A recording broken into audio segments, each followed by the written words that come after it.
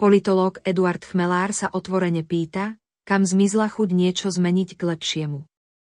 Prečo ako na Slovensku, tak aj v Európskej únii nie je vôľa na mier, ale presne opačne. Zarnul aj účinkovanie slovenskej prezidentky a vôbec ju nešetril. Kde je vaše tvorivé úsilie o mier, Európania? Ťažko hľadať slová na to množstvo falše, pokrytectva, klamstiev a prázdnych rečí, ktorými dnes zaplavila verejný priestor Zuzana Čaputová v Kieve.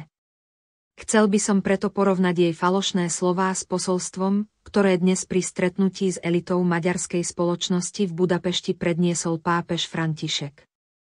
Kým magistra Čaputová recitovala floskuly typu "Naše posolstvo je jasné. S Ukrajinou nás spája spoločná budúcnosť" a neúprimné frázy, z ktorých som sa takmer dovracal, vraj pre mnohých z nás je ťažké predstaviť si a naplno precítiť, že Ukrajinci stratili svojich blízkych, a preto je tu, aby sme nikdy nič také nezažili. Kým pri zasnenom pohľade na ruiny škandalózne tárala, že naša pomoc má zmysel, približuje nás bližšie k mieru. Pápež František bol oveľa úprimnejší, konkrétnejší a presnejší. Politickým lídrom najprv vytkol, že v ich dušiach opadlo nadšenie budovať mierové a stabilné spoločenstvo národov. A potom sa prihlásil k slovám, ktoré v roku 1950 vyslovil jeden z otcov zakladateľov spoločnej Európy Robert Schuman. Jeho výkrik páli ako nôž v srdci. Keď myslím na sužovanú Ukrajinu, keď sa pozerám na mučeníctvo Ukrajincov, pýtam sa, kde je tvorivé úsilie o mier. Kde je diplomacia so svojou schopnosťou vykročiť na nové a odvážne cesty k rokovaniam o ukončení konfliktu? Kde sú modely mieru, ktoré sa majú uviesť do hry, aby sa prekonali modely vojny? Pápež ako morálna autorita kladie nástojčivé otázky, ale odpovede na ne by mali hľadať práve politici. František ich vlastne konfrontoval s nedostatkom iniciatívy zo strany Európskej únie, ktorá sa podriaďuje logike zbrojenia a vojny, pričom je dosť apatická voči mieru. Zároveň nás varuje pred tým, aby sme si zvykli na vojnový infantilizmus, ktorý sa môže kedykoľvek zvrhnúť a mať katastrofálne následky pre celé ľudstvo.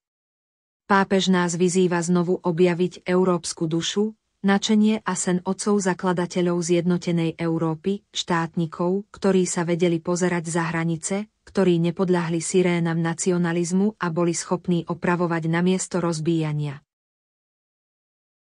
Milióny ľudí, ktorí dnes vidia, že veľké nádeje, ktoré vzbudil koniec studenej vojny, boli zmarené a že sa vrátili nočné mory atómovej hrozby, čakajú na odpoveď, kde je vaše tvorivé mierové úsilie, politici.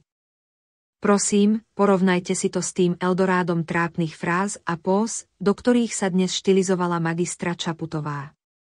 Sama seba označila v prejave za štátničku, ako by nechápala, že štátnikom nie je každý hlupák so štátnou funkciou, že štátnikom sa stáva až ten politik, ktorý dovidí za tú hranicu a vytýči štátu perspektívu, ktorá presahuje horizont volieb. Toto ona nikdy neurobila. Ona nedokáže pomenovať ani udalosti a javy pred tým horizontom. Kým František vyzýva na tvorivé mierové úsilie, ona sa chvastá tým, že pripravujeme ďalší balík sankcií. Tá žena mu boskáva prsteň moci, ale vôbec mu nerozumie, vôbec nechápe, o čom hovorí a čo požaduje. Miestami som mal pocit, že sa nedokáže zorientovať ani v základných vzťahoch. Na tlačovej konferencii sa s dôležitým výrazom v tvári pochválila, že sa s ukrajinským prezidentom dohodla na ušej komunikácii medzi premiérmi našich vlád. Ona fakt nechápe, že na toto nemá žiadne kompetencie, že kým Volodymyr Zelenský ako hlava prezidentského systému to môže sľúbiť, ona ako predstaviteľka parlamentnej demokracie ďaleko prekračuje svoje právomoci. Alebo je to úplne jedno, lebo Heger si to vôbec nevšimol a jej to nadiktoval ako obyčajne minister Káčer.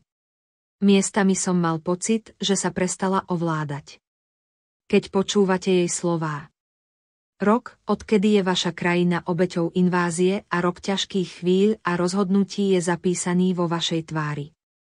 Odhodlanie obrániť svoju krajinu a priviesť ju k spravodlivému mieru sa nezmenilo. Je mi úctou vyjadriť vám našu podporu, prezident Zelenský. Máte pocit, že je to ľúbostné vyznanie a nie prejav prezidentky suverénneho štátu. Navyše, magistra Čaputová opäť klamala, keď hovorila o nejakom bukureštskom záväzku prijať Ukrajinu do NATO. To je lož, nič také na samite NATO v Bukurešti prijaté nebolo. Chcel to urobiť americký prezident George Bush, ale Francúzsko a Nemecko to vetovali. Zuzana Čaputová opäť vnáša do problému americkú optiku, nie európsku. No a napokon, bolo obzvlášť nechutné, ako sa mimoriadne zaujatá a zákerná redaktorka TV Markíza Gabriela Kajtárová opäť pokúsila vtiahnuť ukrajinských predstaviteľov do slovenskej predvolebnej kampane. Veľmi sugestívne a neprofesionálne sa prezidenta Zelenského spýtala, či by naše vzťahy boli rovnako dobré, keby v slovenskej vláde po voľbách sedeli proruskí politici. Zelenský síce tento pokus prezieravo odmietol a označil otázku za vnútornú záležitosť Slovenskej republiky, ale zároveň vyslovil jednoznačnú podporu Zuzane Čaputovej za to, že obhajuje ukrajinské hodnoty. Nuž, veď my vieme, pre koho pracuje. Kým Kajtárová robila svojej vlasti opäť hanbu a demagogicky ju ohovárala, Zelenský v odpovedi na jednu novinárskú otázku strašne zavádzal. Varoval nás, že vraj v roku 1968 vstúpili do Československa tanky toho istého štátneho útvaru, ktorého nástupcom je Rusko. Ako historik sa vyhýbam demagogickému a účelovému poukazovaniu na národnosť príslušníkov sovietskej armády.